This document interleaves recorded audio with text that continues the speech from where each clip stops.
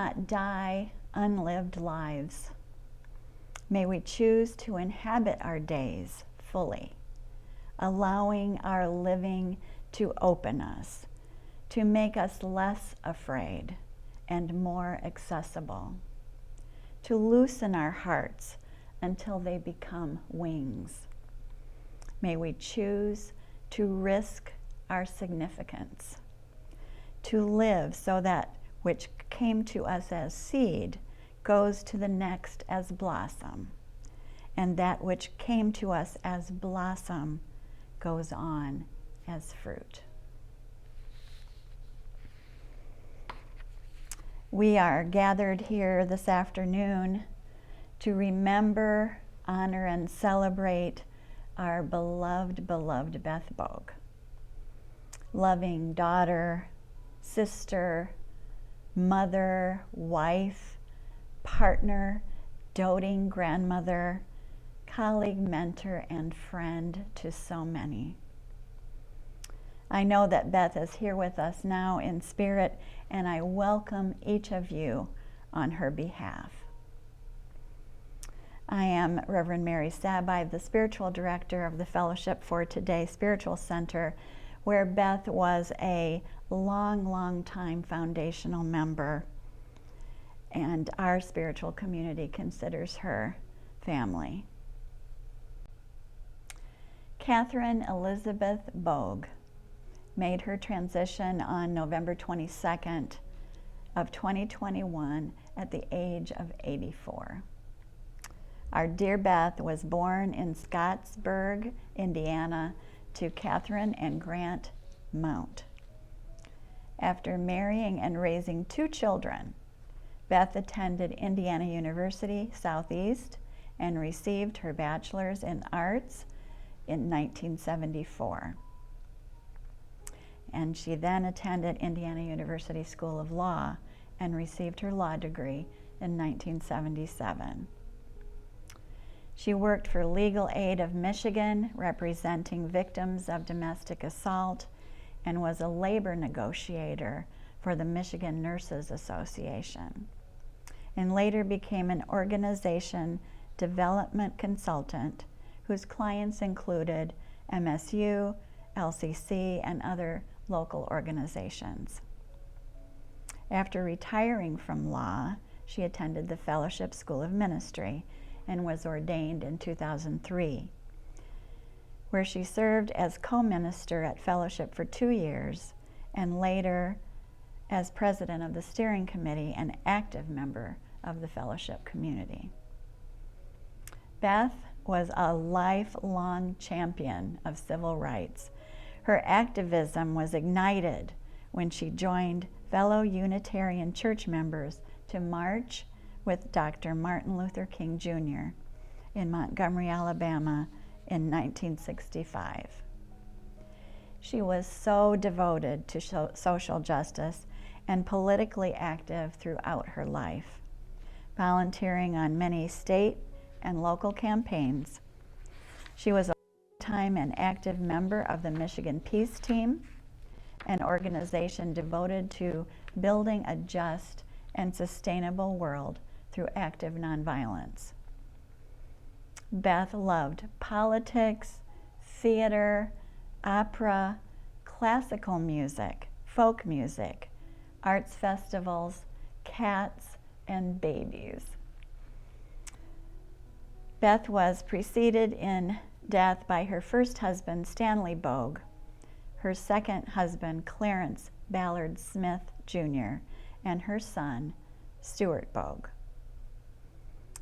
And surviving are her fiance, Jim Bishop, daughter Nyla Bogue and her husband, Bruce Stout, 2 stepdaughters, Pat Smith, her husband, Gary Goolsby, and Lori Clinsmith Dinger and her husband, Paul Dinger, as well as brothers John Mount, Rick and his wife Diane Mount, and Jeff Mount, her grandson Nicholas Stout, step-grandchildren, as well as many beloved nieces, nephews, grandnieces, and nephews. I personally felt very, very close to Beth. She was so nurturing and encouraging to me in my role here at the fellowship, and that was so meaningful and important to me as I became familiar with everyone and everything and how this all works. That was who she was. She was uplifting of others and nurturing and encouraging. And that is the way I will always see her and remember her. We have a number of other folks who are joining us this afternoon, friends and loved ones who are so eager to share their memories and stories of Beth. So please stay with us and listen to these lovely memories. Hello, I'm Rick Mount, one of three brothers that Beth had. Our oldest was Brother John, who grew up with Beth in Scott County, Indiana. At the age of 15, I was born, and 18 months later, Jeff was born. Beth always served as a second mother to us in so many different ways. She fed us, she changed our diapers, she taught us how to tie our shoes, and she taught us how to ride a bike. And in winter months, she would take us sledding at Kennedy Park. One winter, Beth became a little bit ambitious and took us up to the highest point of Kennedy Park. She dropped down the sled, told us to jump on and hang on, and down the hill we went. We were flying down the hill while all of a sudden in front of us was a large oak tree. And we kept saying, turn, turn, turn, but to no avail, we didn't turn. You can imagine the expression on my mother's face when we came in that evening and she saw my shiny black eye. Beth was a cool sister. She and Stan, her first husband, bought puppets for us at Christmas time and on our birthdays. And they also built a puppet stage for us. Well, Jeff and I love this, and we used to put on shows for all the neighborhood kids during that time, and Mom would pop her delicious hot popcorn, for the kids. When I was 16, Beth invited me to go with her and Stan to California to visit our Aunt Jewel. It was a 2-week trip, and their car was a 12-year-old Saab that was in desperate need of repair. And needless to say, we got off to an auspicious start. We broke down within a few miles from our house when we started. We had several breakdowns throughout the 2-week trip, including one in the desert where it was 100 degrees. But at the end of the 2 weeks, we got to see Aunt Jewel. We had a nice visit and we limped home safely. As we pulled in the driveway, I did have to steal a line from Dorothy and say, "There's no place like home." Ironically, Beth and I both graduated from Indiana University in the same year, 1974. Beth went on to get her law degree 3 years later, and man, I was so proud of her. Beth was always a caring and supportive sister, and no matter what endeavors I would pursue, whether it's academic, athletic, or career, she was always there to support me. Throughout her life, as many of you know, Beth was a strong advocate for social justice and civil rights. She marched with Martin Luther King in 1965 in Selma, Alabama. She also stood with the citizens in Flint, Michigan, when their water was deemed unfit to drink. Beth was a very loving wife to her husband, Sonny. During the last part of his life, when his health started to deteriorate, she gave up all her other activities and became a full-time caregiver. And Beth loved genealogy. She would always tell us stories about great uncles and aunts and grandparents that we never knew and their trials and tribulations in life. And a few years ago, Beth and I had the opportunity to go visit our great-great-grandfather Walton at his gravesite when Grandpa Walton fought in the Civil War. I know I speak for everyone when I say that we have the most loving and caring sister, aunt, mother, mother-in-law, grandmother, and fiance in our Beth. We love you very much, and we miss you dearly. I met Beth when I was 16 years old. Years later, when we got married, Beth welcomed me into the family with her arms wide open. And she said, "I'm going to refer to myself as your big sister." And big sister she was, all of those years. I loved how she supported Rick and Jeff, and she always referred to them as her little brothers, even when they were well past 50 years old. Although Beth had some hard times in her life, as we all do, I don't remember Beth focusing on them. She moved forward. She was optimistic. She had so much interest in all three brothers' lives and the nieces and nephews that came along. She did a great job, too, of keeping us in touch, at least mentally, with Nyla and Bruce and Nicholas, since we didn't get to see them. What I learned were so many things from Beth over the years, but I did not learn how to cook asparagus.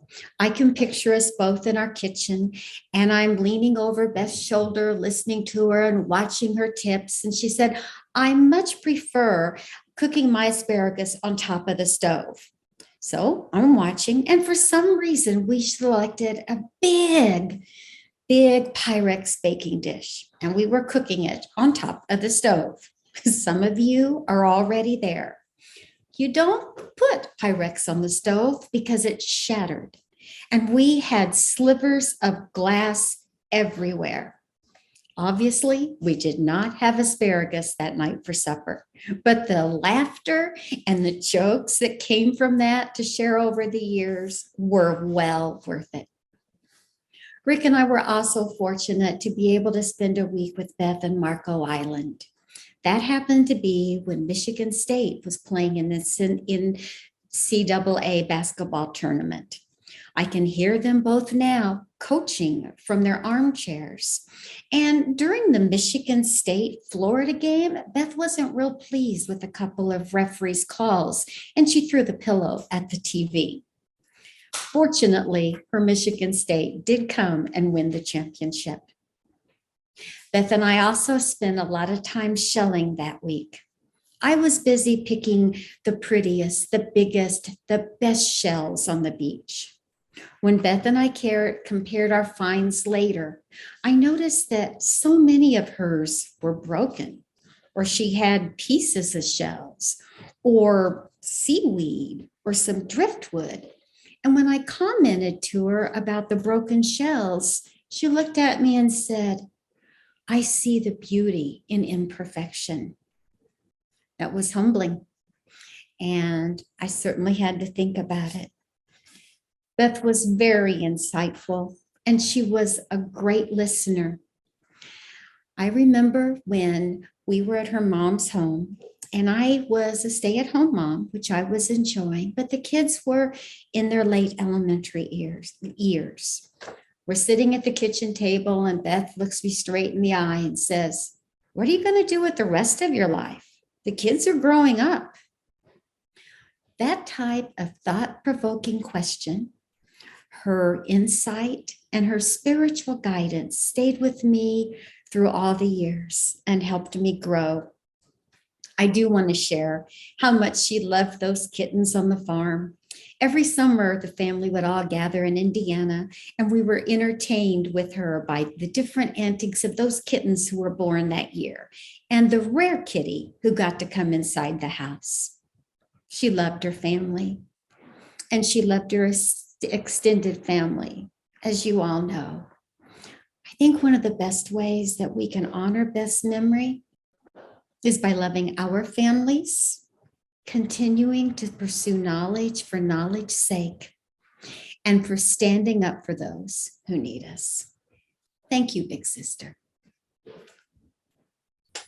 So Beth, Catherine Elizabeth Bogue, my Beth, born August 21, 1927, died November 22nd, 2021. Hello, my name is Elizabeth Libby Rice, and this is a reflection on my Elizabeth, Beth Bogue. 10 days ago, when Mary Sabai asked me if I would record a tribute to Beth, I was really stressed. Because how do you put what a person has meant to you in words? But the funny thing was, the very next morning, 5:30 in the morning, there was Beth sitting on my bed, putting an image of a comet in my head, and it was beautiful. It was a still picture. It was a comet just blazing across a twilight sky. And it was arcing towards me. The head of it, this diffuse, spangled head of light. And then curving, seemed to be curving ever so slightly. And she said, listen, we're just going to talk in pictures. And that's how you're going to share this, Lib. I was like, okay, Beth, take me through this.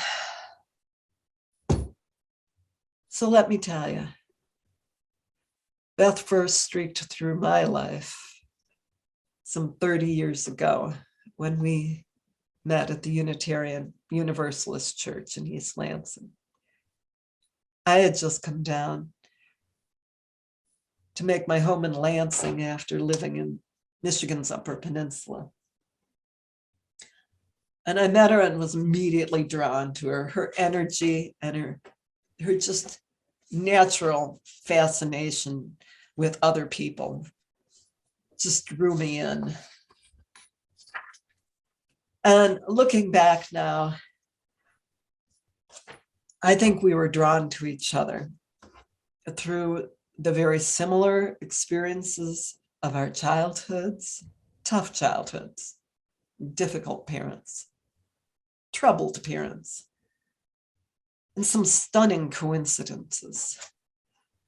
The fact that we shared a birthday, albeit 2 days and 2 decades apart. And we always made sure to celebrate it annually after we knew that about each other.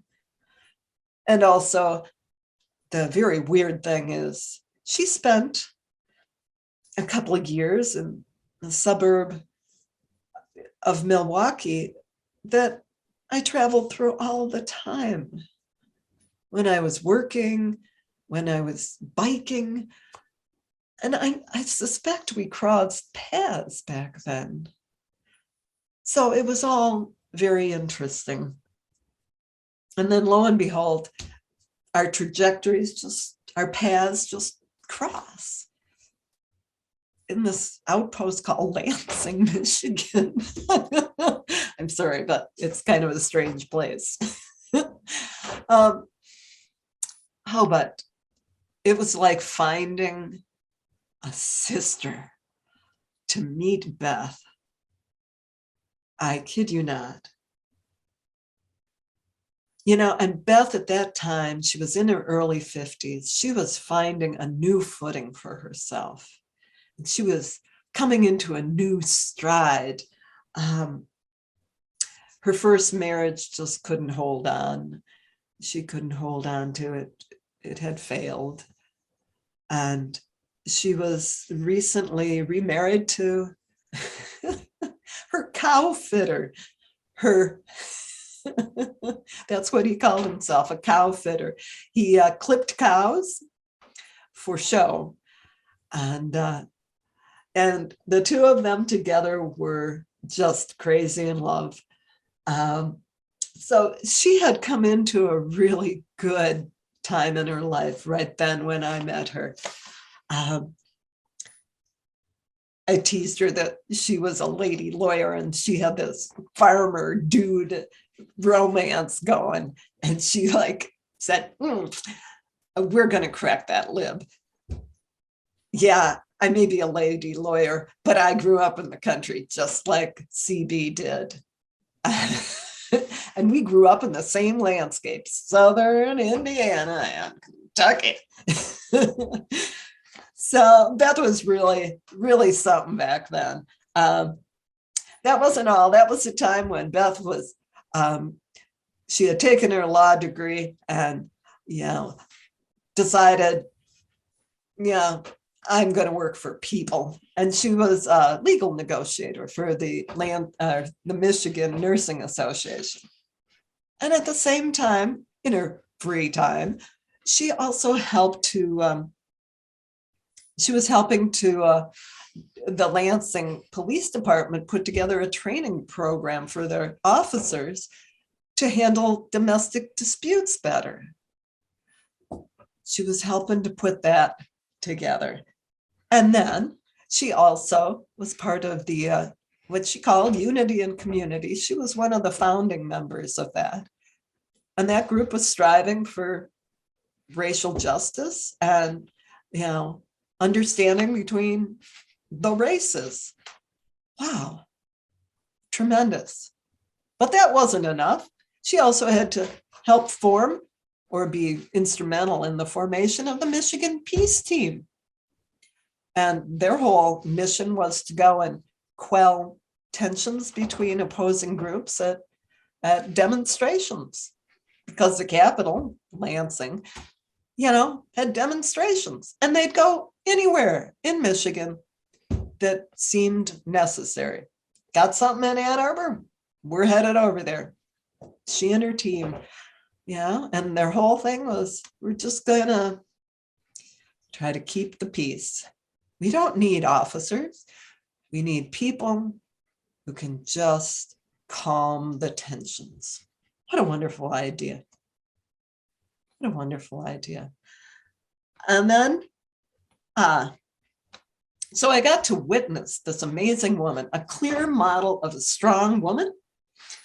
And she was unflappable, my God.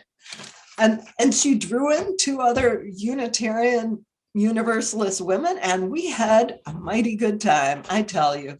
She called us the big hair girls. It was so funny. We all had huge hair.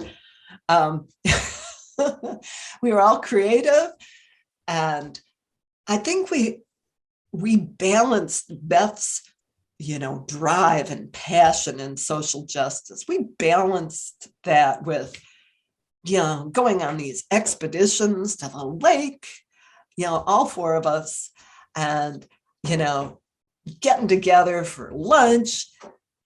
We were the hilarity in her life, the entertainment, the letting loose kind of gals. It was a wonderful time. So I learned a lot from Beth too in the whole time of our 30 years together. And these are the things. First of all, foremost, she taught me how to be a friend. She taught me how to be a friend. And it was simply to be there, to care, to support one another, and listen. And Beth was good at that. And the way we took care of each other, let me tell you about that. First of all, oh my God, so funny. She taught me how to dress like a grown-up and pass like a grown-up. Oh my Lord, I mean, this would not have been possible without Beth. I got earrings, Beth. These are the ones that I wore to my wedding. You remember, sweetie? Yeah, she was there as my matron of honor. Yeah, and I was shaking. She also, you got to prepare to make meetings and presentations. I'm your go-to gal. That was Beth. And then the really tremendous thing is how to negotiate towards consensus. Never thought there was such a thing. But Beth taught me. And what I hope I gave her was helping her in her many paths of healing, because she shared them with me, and she kept sharing them with me. So I guess I helped. The first came with her healing from her parents and the emotional upheaval that, just was the life she had as a child. There was the path of healing that came after her son's illness and death 20 years ago in 2001. There was the path towards her opening up spiritually and her going towards that spiritual core she so wanted to bring forth through ministry, as ordination as a minister. And so we held her an ordination meeting. It was a really good party. And then there was, in the later years, the really big spiritual path she took me on was her path of healing and forgiving others. Forgiving others. How courageous she was.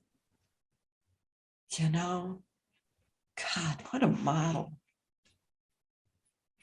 And I think maybe the very last path that I got to be a part of and witness was her path to being vulnerable and being open again to intimate love with a man again, with her beloved partner, her last partner, Jim Bishop.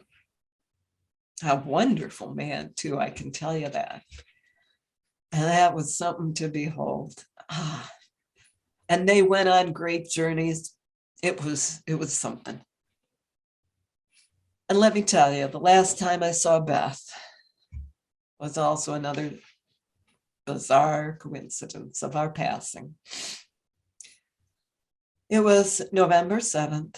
We were both at McLaren Emergency. And she was there in the room. When I came in, and I walked up to her and said, Beth, what is going on? She said, Libby, I'm dying. Libby, I'm dying. And slowly it came out that she couldn't sleep, she couldn't eat. She was anxious all the time. And she wasn't the robust woman I remembered. So all I could do was hold her hand and say, Beth, I'm here. And that was the last I saw of her. And I prayed to God that she would soon have relief. And 2 weeks later, she died. And that was Beth's passing, leaving this corporal life to pass into a new life. And that's why she wanted you to know. She's like a comet, a bright, bright body that blasts into our lives, and she brings us into her gravitational pull, and she takes us with her.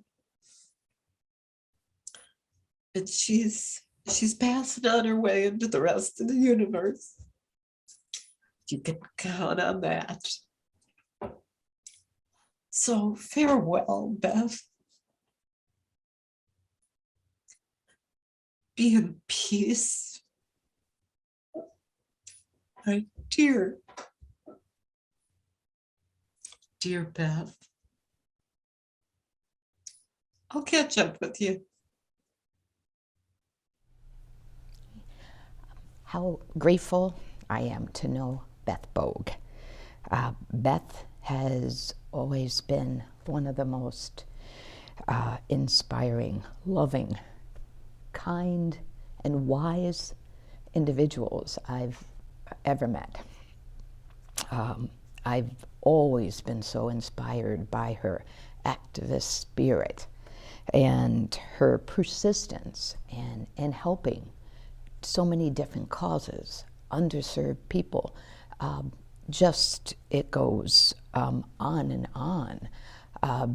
And the words that just come to me thinking of her is true love and whether it was through the fellowship leading a meeting, or whether it was her participating in so many of her organizations, these wonderful groups. Think of the Meta Peace team, and I loved listening to her stories, her involvement there, or whether it was walking with Dr. and Reverend Martin Luther King. She truly embodied love in action. And I want to share just a short example of this. And a friend that I had known for a number of years in one of my classes, she had lost her beloved daughter about 15 years earlier, and she just had shared how she lost her faith in her divine light, her source, and how was just struggling for years. And I mentioned this to Beth one day, and she was just so willing to offer her time, and we actually had a lunch together. And I just remember just being present to see this beautiful miracle unfold. And Beth, of course, she shared from her own tragedy of losing her beloved son. And she provided such comfort to that woman, my friend. I just will never forget that, her generosity and kindness and her love in action. And I'm just so grateful for you, dear Beth. So grateful to know you and love you. Thanks. It was with such sorrow that I learned of the transition of Beth Bogue from this human realm to another realm. Her energy, her spirit has touched so many on this earth. When I think about her, I think about love. I think about giving. I think about caring. Beth embodied all of this. I came to know her a little bit more through the Fellowship for Today. At services, she was a shining light, welcomed everyone with a happy smile and also a playful look on her face. She believed in causes to help the underprivileged. I remember her being very aware and very informative about the problems at the border with families being separated from their parents. And she worked hard to inform people in the hopes that they could be reunited. Come into play COVID. Beth was invested in telling people about contact tracing, gathering data to find out more about this virus and what can be done to prevent and or to help people to be safe physically. One of my biggest events or stories about Beth is her role as outreach within the Fellowship for Today. With that, she went to hospitals or homes to see people who were ill or who were sick. And most touching to me was when she came to see my father, who had been in and out of hospitals and rehab for a while and thought she was a physical therapist.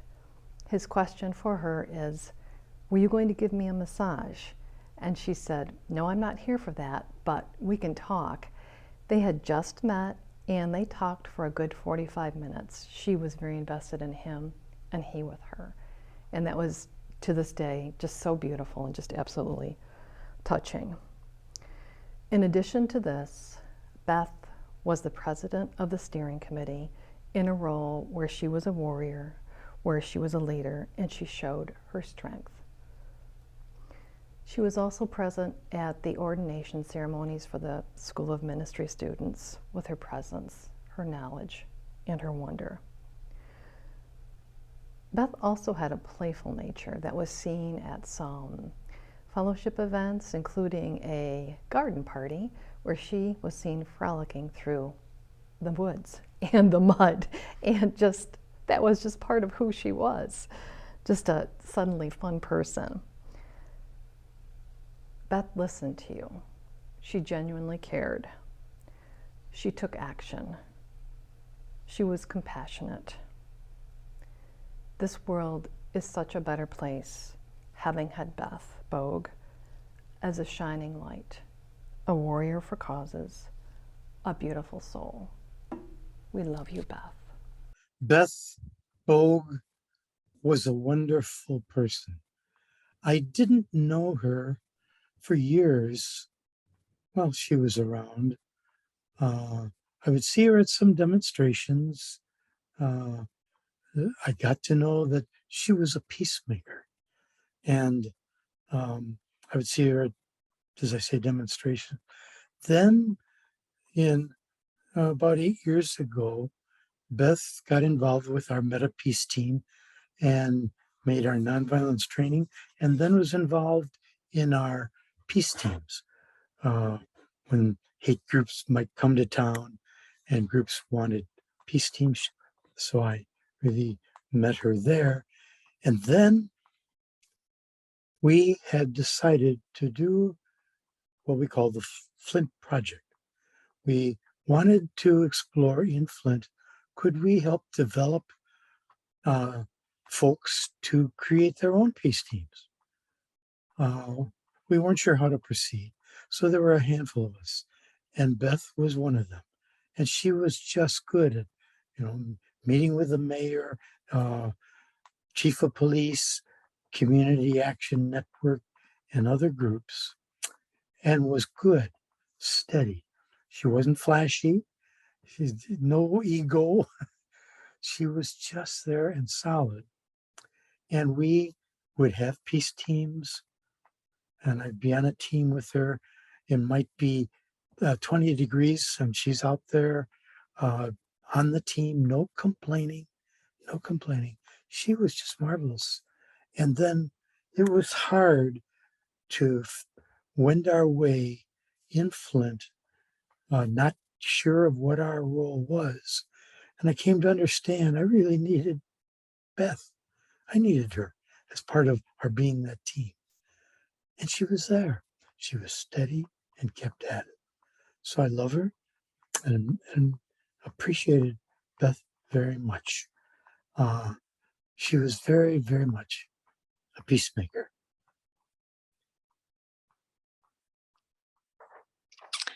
Hi, everyone. I'm here with you today to honor our dear friend, Beth Bogue. Beth and I enjoyed a long and varied relationship, beginning with the fellowship's move from Highland Street to the Unitarian Universalist location on Grove Street, across from the East Lansing Public Library. Beth, who was an active member and enthusiastic about our move and was especially welcoming. One early memory of those days was the arrangement she made for me to speak at the UU's morning service the summer before we moved. That would have been 1986, I believe. By that time, I was used to the fellowship's energy. And I guess I assumed the Unitarians would be similar. And I discovered they were definitely not on the same page. I did the best I could do with my state of shock as they sat there blank-faced with no response to anything as I tried to encourage them and to offer a lesson. It was a good learning experience for me. Beth was consistently encouraging to me in those early years as I grew into a central role of the fellowship. She was consistent, but always honest. I found Beth's serious honesty on any subject was sometimes disarming, but also helpful in the long run. You always knew where she stood. And because her ideas were so sincere, they usually helped me out. Throughout the years, I learned about Beth's daughter, Nyla, in California, and her wonderful son, Beth, which was Beth's bright and talented only grandchild. I'd say that Beth's love for and connection with her children, Stuart and Nyla, and her grandson, always remained central in her heart and mind. Beth and I faced trials together too, the little ups and downs of life, and then the especially tough one of Stuart's death. Beth again faced that with honest pain, hope, and eventually a miraculous connection with Stuart beyond the grave. As I observed and accompanied her in that experience, I again found her to be a wonderful way shower, brave, honest, forgiving, and always open to miracles. Now, in conclusion, I must say, I never met another person with her combination of strength, intellect, and honesty in facing life's most difficult challenges. And I almost forgot her love of animals, especially cats. We shared that too. And now I'm hoping someone you are remembering along some, or the kittens. Sorry, I'm trying to read what I said. Kind of got confused there. She had adorable, wonderful kittens frequently in her life. Today, in this official remembrance and farewell, I'd like to say thank you, dear Beth. I can't wait until we meet again. And now we're going to sing one of our favorite fellowship songs, and one that really epitomized Beth's faith, all of our faith. Don't put your limits on my God.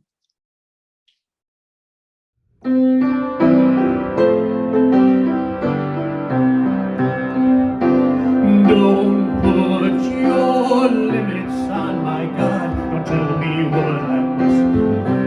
If God's going to do his works, he must be free. Don't put him in a little box and say you must be orthodox. For the love of God's unlimited to me.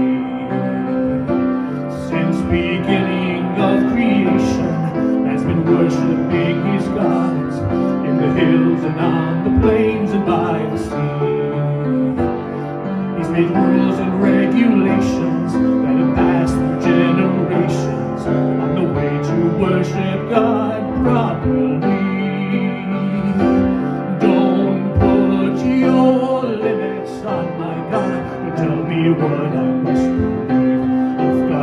going to do her work, she must be free. Don't put her in a little box and say she must be orthodox. For the love of God's unlimited should be. There are rules for how to pray, rituals for every day. They will teach us how to love the Lord our God.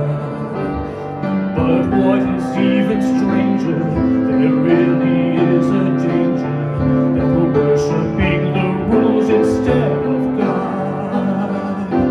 Don't put your limits on my God and tell me what I must believe. If God's going to do his works, he must be free. Don't put him in a little box and say you must be orthodox. For the love of God's unlimited to be. Unlimited, uninhibited. He's high in the sky as well as deep inside of me. He's the universal principle of love through eternity.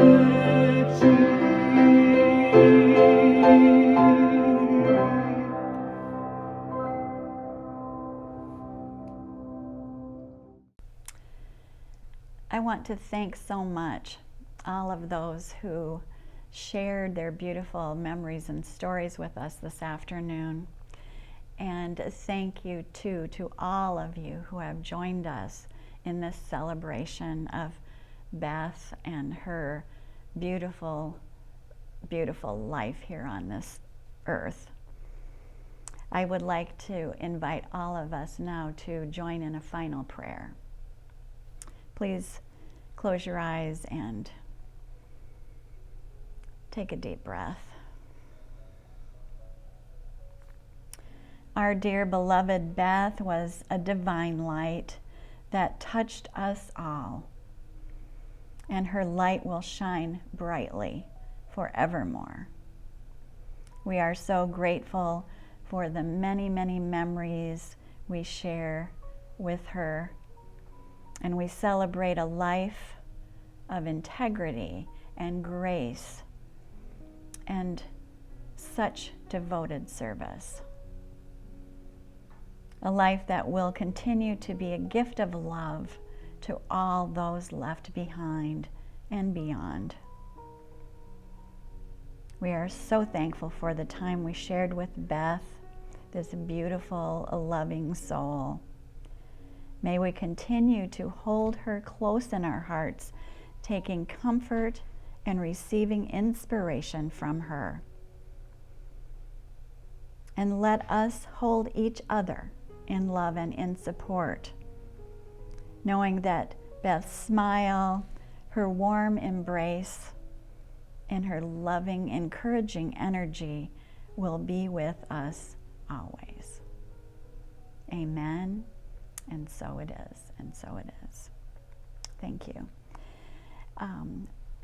Beth's daughter, Nyla, provided us with so many wonderful pictures of her throughout her life, and we've created a video of them and invite you to stay with us and watch this progression of a beautiful, loving life of Beth Bogue.